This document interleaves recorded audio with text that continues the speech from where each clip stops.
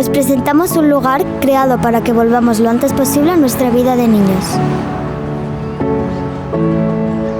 ¿Entramos? Estás entrando en un centro único en España y pionero en Europa en el tratamiento del cáncer infantil. Un lugar muy especial creado gracias a la ilusión y el esfuerzo de muchas personas para mejorar la vida de muchísimas más.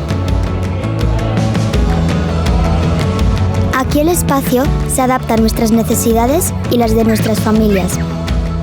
Ahora, las visitas y controles médicos son más llevaderos, incluso cuando te toca esperar un rato. En el hospital de día recibimos el tratamiento que necesitamos. Nos monitorizan con las tecnologías más avanzadas y luego podemos volver a casa.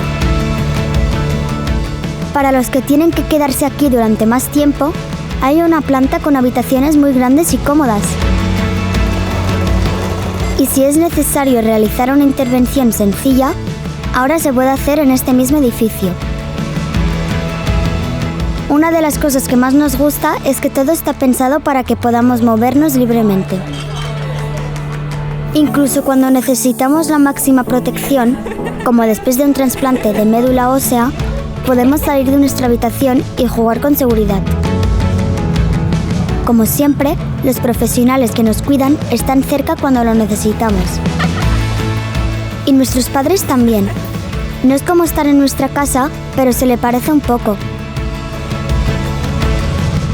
En el SJD Pediatric Cancer Center Barcelona, la asistencia médica se realiza en paralelo con la investigación más puntera. Así, la información llega más rápido a los investigadores y a los equipos asistenciales. Esto se traduce en nuevos tratamientos. Todo esto pasa cada día en un lugar al que llegan personas de todos los orígenes, culturas y condiciones.